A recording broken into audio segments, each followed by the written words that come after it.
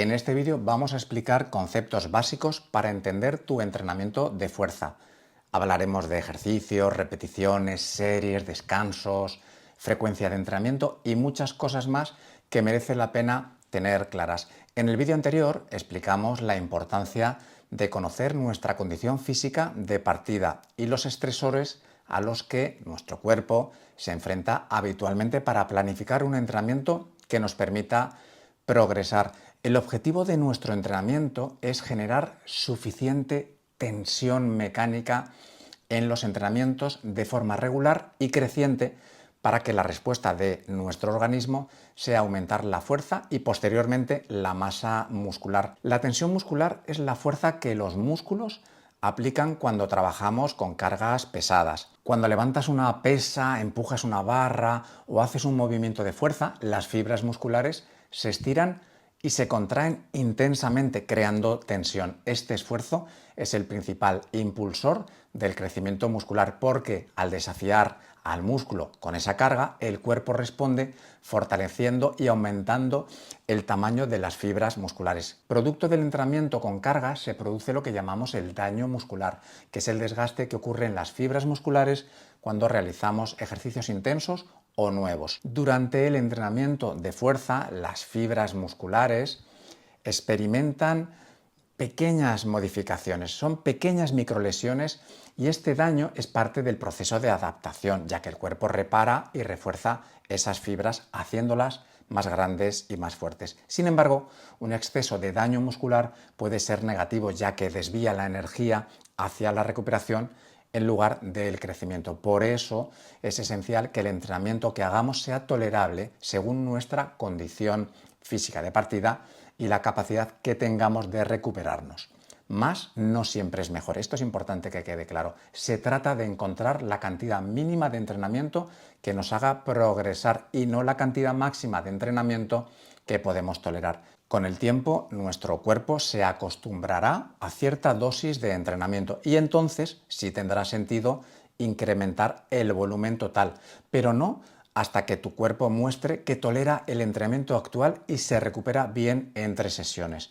Y en el medio plazo, el progreso será acorde a nuestra dedicación, recursos y genética. Cuando veamos eso, entonces tiene sentido aumentar. Por eso siempre he pensado que los entrenadores no somos más que gestores del estímulo y de la fatiga con el fin de generar adaptaciones en el cuerpo humano que nos proporcionen mejor salud. Mira por favor esta ilustración, que ya la comentamos en un vídeo anterior. Recuerda que nuestros músculos se componen de fibras musculares. Simplificando, tenemos las fibras de contracción lenta o tipo 1 que tienen menor capacidad de crecimiento y las fibras de tipo 2 que son nuestro objetivo cuando entrenamos la fuerza. Estas son las que mayor capacidad de crear fuerza y masa muscular tienen. Es muy importante que sepas que las fibras tipo 2 poco a poco pierden sus capacidades y se transforman en fibras tipo 1 si no las entrenamos con intensidad suficiente. Por lo tanto, nuestro entrenamiento de fuerza irá dirigido a esas fibras tipo 2.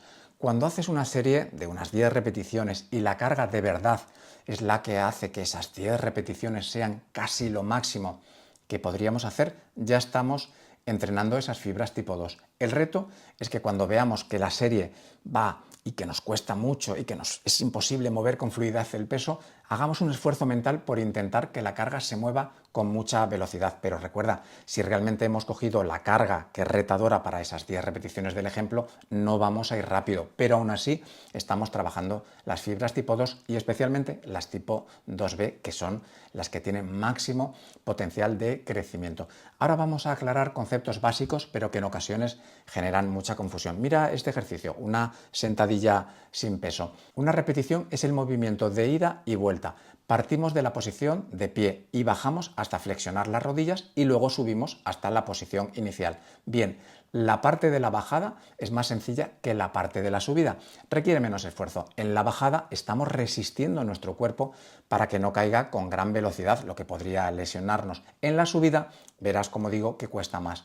La fase en la que cuesta más la llamamos fase concéntrica y también lo escucharás como fase positiva. La fase que cuesta menos en la sentadilla es cuando bajamos, la llamamos excéntrica o negativa. Mira estos dos ejemplos, flexiones de pectoral. En el primer caso nos apoyamos en una superficie elevada para que cueste menos y en el segundo ya lo hacemos en el suelo y cuesta más. Pero en ambos casos bajar nuestro cuerpo cuesta menos que subirlo. Por lo tanto, en estas flexiones, la repetición completa consta de su fase excéntrica cuando bajamos y de su fase concéntrica cuando subimos. Ahora mira ejercicios de lo que llamamos patrón de tracción. Veremos en unos minutos qué son los patrones de movimiento. Aquí el ejercicio comienza con los brazos estirados. Subir nuestro cuerpo cuesta más que retenerlo en la bajada. Por lo tanto, la subida será la fase concéntrica y la bajada será la fase excéntrica. En unas dominadas, como ves aquí, seguro que ya lo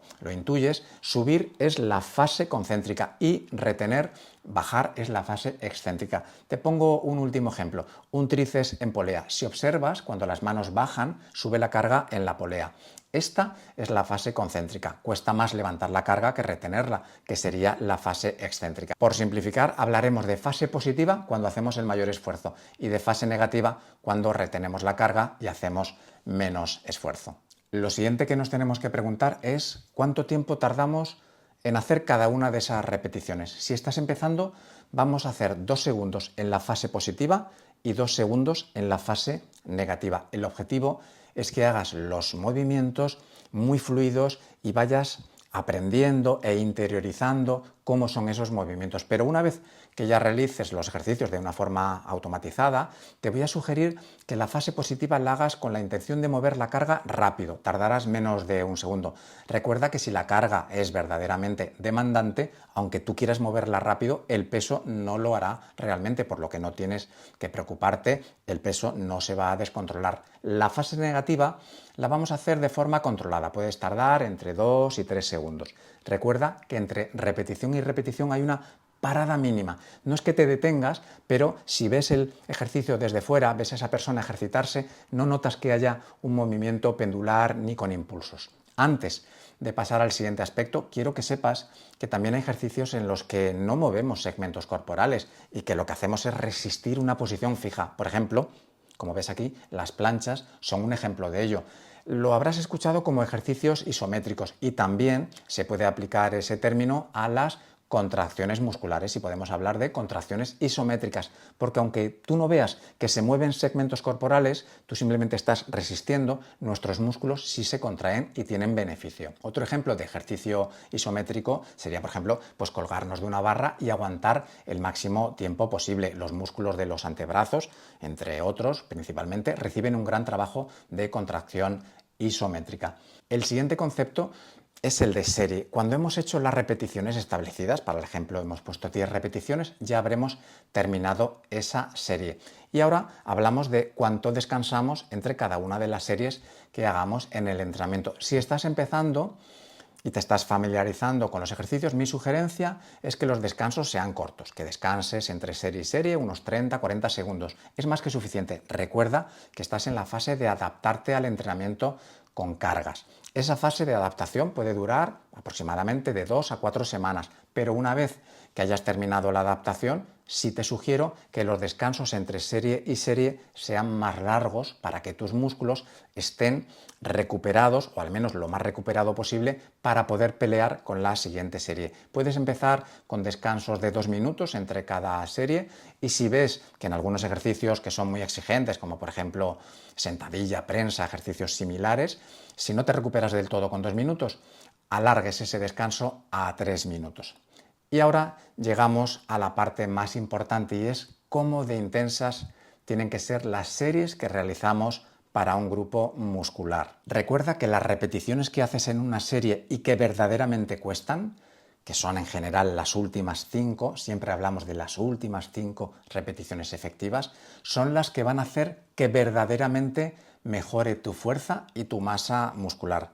En ese sentido tengo que ser muy claro. Si no llevas las series a un punto cercano a no poder más, no estarás trabajando suficientemente tus fibras de contracción rápida y por lo tanto no estaremos combatiendo los efectos del paso del tiempo. En ese momento en el que ves que ya no puedes hacer una repetición más, lo habrás escuchado como fallo muscular. Pero te quiero hacer un pequeño matiz.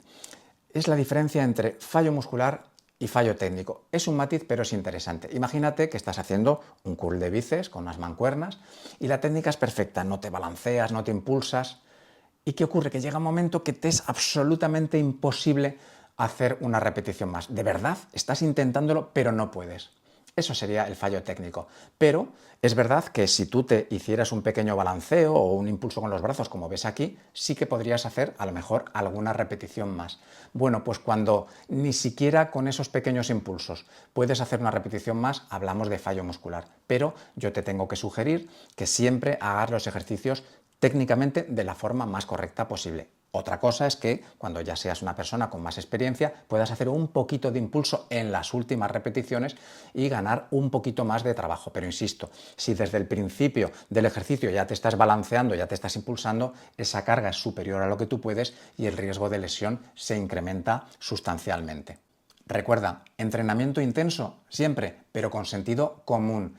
Tu prioridad siempre será evitar al máximo las lesiones. En lo sucesivo vamos a emplear el concepto de fallo muscular o fallo, así a secas, pero siempre, en todos los casos, te lo repito, me referiré a ejercicios técnicamente hechos de la forma correcta para evitar al máximo las lesiones. Eso nos tiene que quedar claro. Bien, pues conociendo los conceptos de fallo técnico y fallo muscular, podemos tener una referencia para definir la intensidad de las series de tu entrenamiento.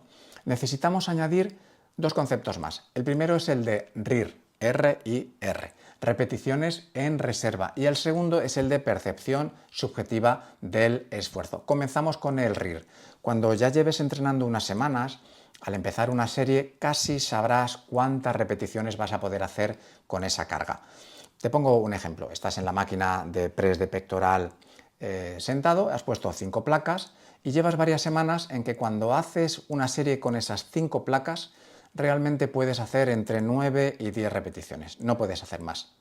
Ya en la repetición 5 percibes que estás moviendo la máquina más lento. En la repetición 6 tratas de moverla con más velocidad, pero realmente lo que logras es completar la repetición, pero no ves que realmente la máquina se mueve más rápido. Las repeticiones 7 y 8 empiezan a ser verdaderamente difícil y en este momento, en la 8, te empiezas a cuestionar si realmente vas a poder llegar a la repetición 10. Tú ya estás interiorizando en qué momento vas a llegar al fallo y calculas que va a ser en la repetición 10. Pues bien, si antes de llegar al fallo, que has intuido, como te acabo de decir, que sería en la repetición 10, paras, por ejemplo, paras en la repetición 8, has dejado 2 repeticiones antes del fallo. Por lo tanto, sería RIR 2. RIR simplemente es el número de repeticiones que no haces y que crees que podrías haber hecho antes de llegar al fallo. Y en nuestro ejemplo, como te digo, has hecho una serie de RIR 2. Y este concepto, ¿por qué es importante? Porque siempre que hagas tus series a un RIR 1 o un RIR 2, recuerda quedarte a 1 o 2 repeticiones antes de llegar al fallo muscular, la intensidad será más que suficiente para ir progresivamente aumentando tu fuerza y tu masa muscular. Y el concepto que nos queda por comentar es el de percepción subjetiva del esfuerzo. Recuerda que ya en el vídeo anterior lo adelantábamos. Cuando realizas una actividad física intensa, al terminar puedes valorar cómo de exigente ha sido en una escala de 0 a 10. Lo puedes hacer en ejercicio cardiovascular, por ejemplo, cuando estás corriendo, al terminar dices, oye, pues ¿cómo ha sido de intenso esto? O también lo puedes hacer al terminar tu entrenamiento de fuerza en el gimnasio.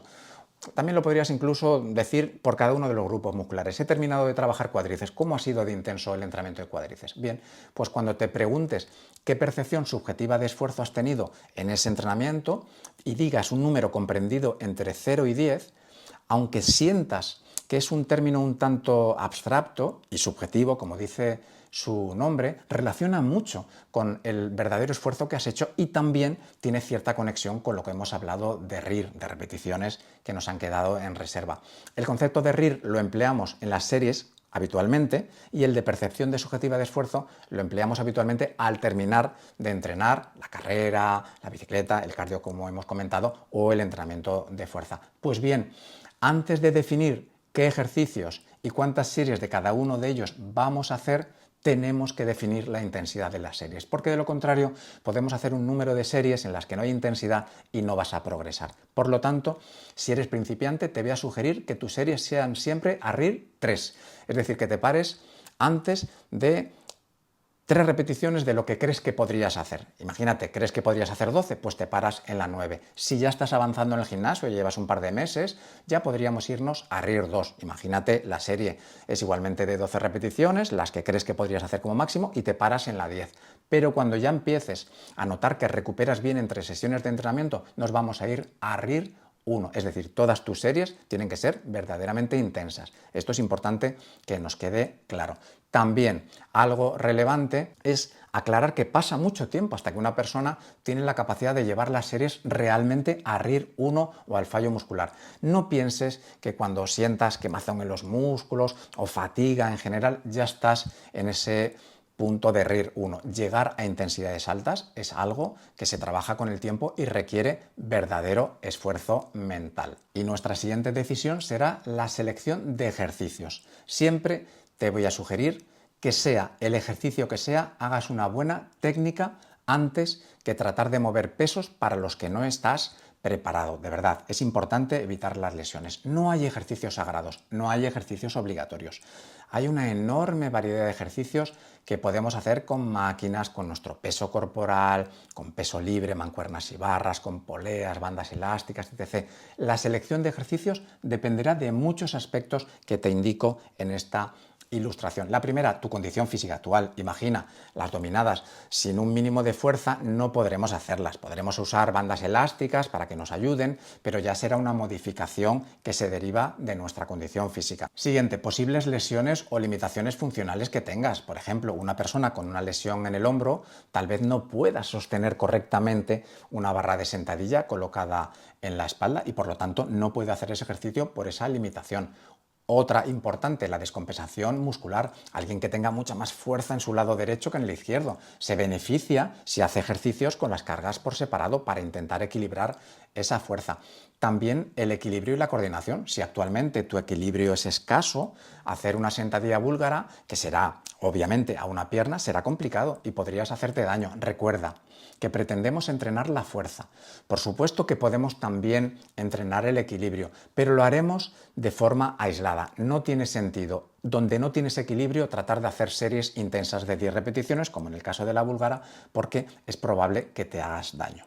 A continuación, el rango articular que te permitan tus articulaciones. Aunque lo deseable es que podamos hacer todos los ejercicios en su rango total de movimiento, imagínate pues que tienes poca flexibilidad en los tobillos y te es imposible bajar hasta abajo en una sentadilla. Por lo tanto, no sería el ejercicio que tú tengas que insistir. Será una mala idea. Podremos mejorar nuestra flexibilidad de tobillo con el tiempo. Podremos hacer la sentadilla bajando menos. Pero forzarnos a hacer sentadilla profunda a 10 repeticiones exigentes con una carga que de verdad es retadora, si tienes mala flexibilidad en el tobillo, pues no tiene sentido.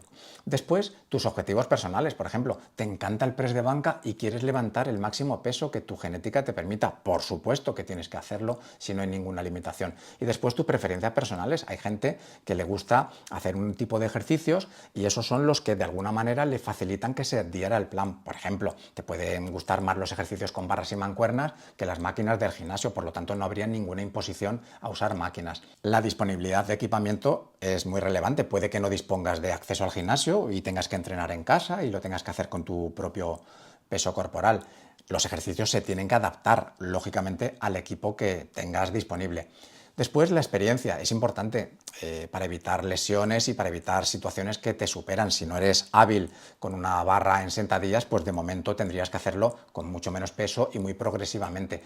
Y el tiempo disponible. Hay veces que el tiempo que tenemos es para hacer 2-3 sesiones a la semana, 40-50 minutos, y tendríamos que adaptarnos a ese tiempo disponible. Imagina un gimnasio que a lo mejor a la hora que puedes ir pues está lleno de gente y no puedes acceder a la máquina que tú querrías. Por lo tanto, es muy importante que, como resumen, en la selección de los ejercicios sean ejercicios que primero no te lesionen en tu momento actual, segundo, que puedas hacerlos porque tienes una aproximación hacia el ejercicio, tienes cierta predisposición, te gusta, y sobre todo, que se adapten al perfil de fuerza que tú necesitas. ¿Qué quiero decir? Si haces un ejercicio que te gusta, que es vistoso, que te han recomendado, pero tú no eres capaz de movilizar toda la fuerza que tienes, porque la técnica, el cómo te colocas, todo eso lo dificulta, pues estarás haciendo un esfuerzo que obviamente sería mejor que nada, pero no estarías haciendo el entrenamiento de fuerza para las fibras tipo 2, que es lo que hemos dicho. Por lo tanto, muchas personas se benefician de hacer unas semanas en máquinas, que las máquinas están guiadas, que no hay que preocuparse por el equilibrio,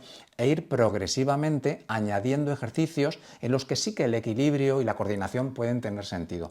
Pero esto te tiene que quedar muy claro. Si una persona, producto de no tener equilibrio y coordinación, solo puede manejar un peso muy pequeño, porque de lo contrario o se cae o se hace daño o no lo ejecuta correctamente, es que no está activando las fibras tipo 2. Y eso lo veo mucho en los gimnasios. Personas que dicen, quiero hacer entrenamiento funcional, y les ves haciendo ejercicios con equilibrios, con movimientos, pero no hay suficiente intensidad. Por lo tanto, si esa es tu situación, la fuerza la trabajamos en entorno estable y seguro como las máquinas, y el equilibrio y la coordinación lo podemos trabajar en ejercicios funcionales posteriormente, pero ya habiendo garantizado nuestro entrenamiento de fuerza. Y ahora vamos a hablar de los patrones de movimiento. Cuando nos referimos a los posibles ejercicios para trabajar la fuerza, podemos hacerlo indicando el músculo que pretendemos trabajar de forma principal. Por ejemplo, vamos a trabajar los dorsales y para ello hacemos un ejercicio de jalón en polea con brazos rectos. O podemos referirnos a un patrón de movimiento propio del ser humano y que trabaja varios músculos a la vez, como por ejemplo un remo dorsal en polea. Es importante aclarar que en casi cualquier ejercicio que elijamos para trabajar de forma específica un músculo, habrá otros que nos asistan en el movimiento, aunque no sean los que se lleven la mayor parte del trabajo. Te pongo un ejemplo. En un curl de bíceps, el músculo principal que identifica el nombre del ejercicio es el bíceps. El bíceps braquial es el nombre completo, pero al hacerlo no podemos desconectar a otros músculos que participan en el movimiento. Al realizar ese ejercicio, que es lo que se llama una flexión de codo, trabaja el mencionado bíceps braquial situado en la parte frontal del brazo, pero también el braquial anterior, ubicado debajo del bíceps, y el braquio radial, que también ayuda en la flexión del codo. Además, algunos músculos secundarios del antebrazo que permiten ayudar a estabilizar la muñeca durante el ejercicio. Por lo tanto, ten en cuenta que cuando mencionamos un ejercicio para un grupo muscular concreto, hablamos del músculo que más participa en el movimiento, pero que otros músculos en menor medida también trabajan. Dicho esto, podemos comentar los patrones de movimiento. El primero es el patrón de tracción y lo dividimos en tracción vertical y tracción horizontal. Como ves, estamos tirando de algo hacia nosotros. En la tracción vertical tiramos del agarre de la polea, por ejemplo, que está por encima de nuestra cabeza, en dirección a nuestro tronco. Y en la tracción horizontal lo hacemos desde el frente hacia nuestro tronco.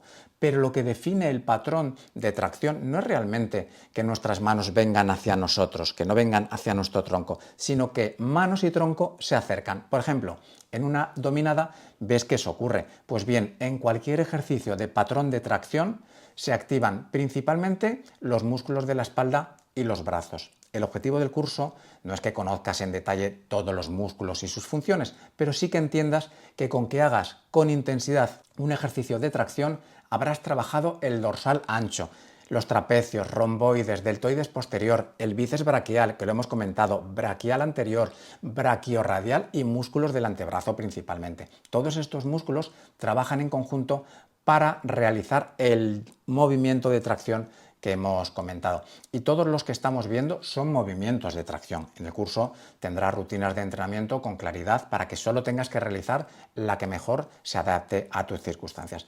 Ahora vemos el segundo patrón de movimiento, que es el patrón de empuje. Igualmente lo dividimos en empuje vertical, horizontal y descendente.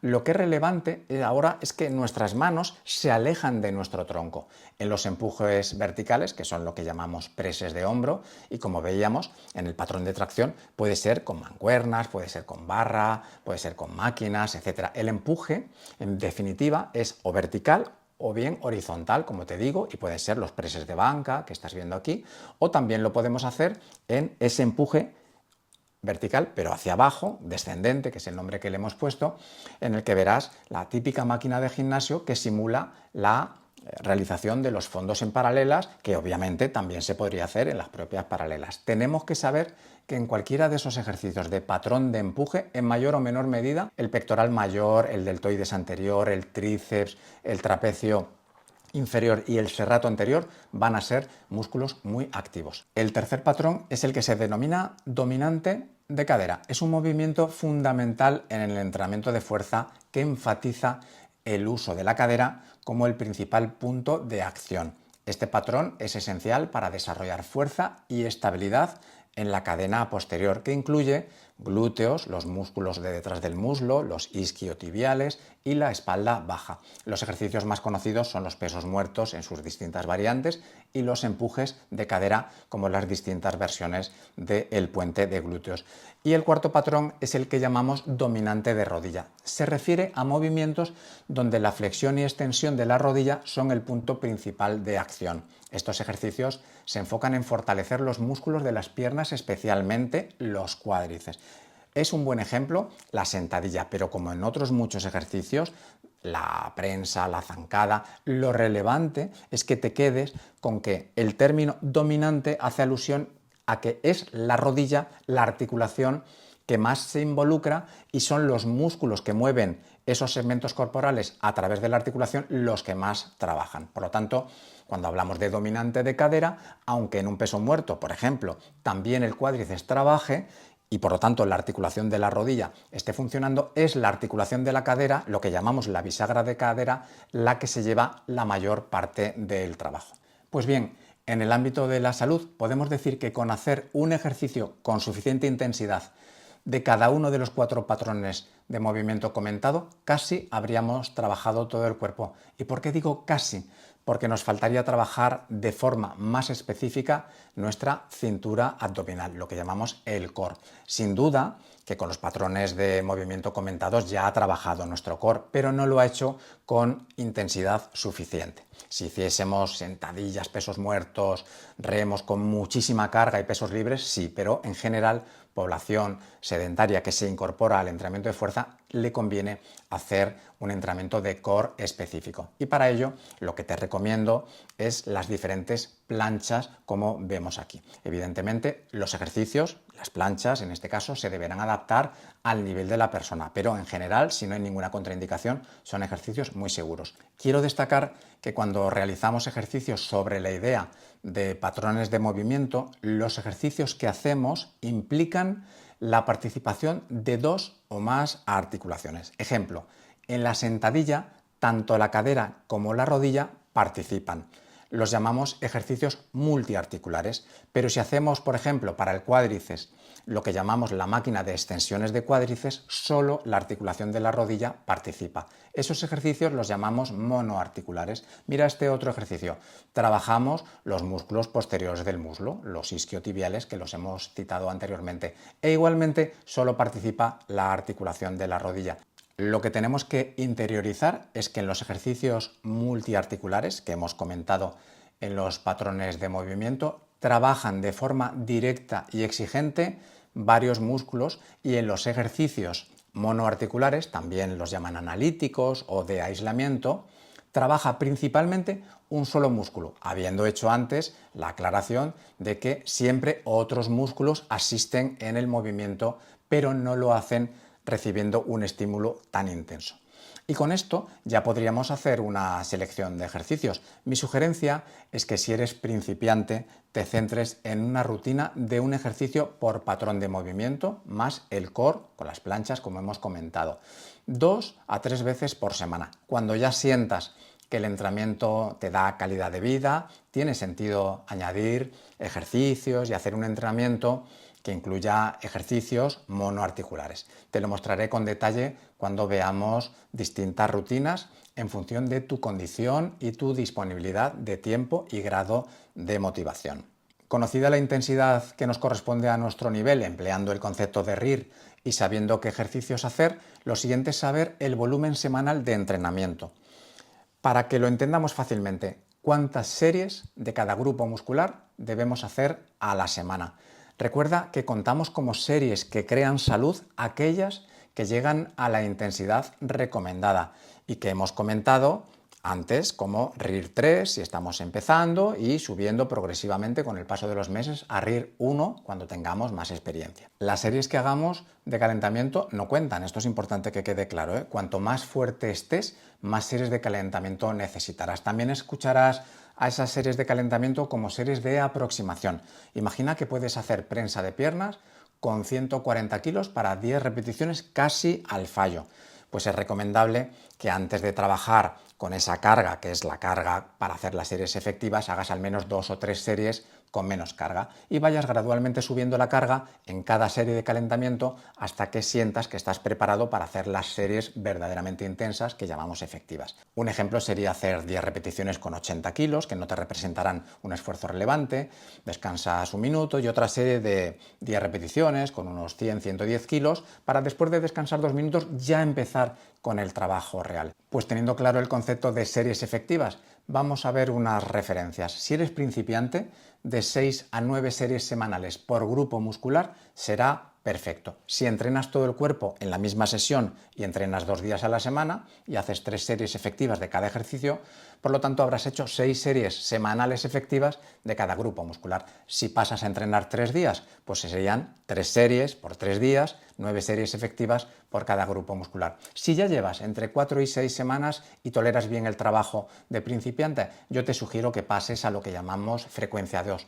que significa que cada grupo muscular trabaja 2 veces por semana. Lo mejor es dividir el cuerpo en tren superior y tren inferior para que cada parte trabaje 2 días por semana. Cuando ya trabajamos con mucha intensidad es verdaderamente difícil entrenar fuerte todo el cuerpo. Te pongo un ejemplo que es muy frecuente. Lunes y jueves trabajamos tren superior y martes y viernes tren inferior. Si observas, el lunes trabajas la parte superior del cuerpo y no vuelves a trabajar esos músculos hasta el jueves, por lo que habrán descansado martes y miércoles 2 días de descanso. Y volverás el jueves a trabajar esos músculos que descansarán viernes, sábado y domingo 3 días hasta que nuevamente comience el ciclo. Lo mismo para el tren inferior. Sus músculos trabajarán martes y viernes, tendrán el mismo tiempo de recuperación. Obviamente puedes elegir los días que mejor te vengan, pero es deseable que respetes la secuencia de recuperación entre sesiones de los mismos músculos.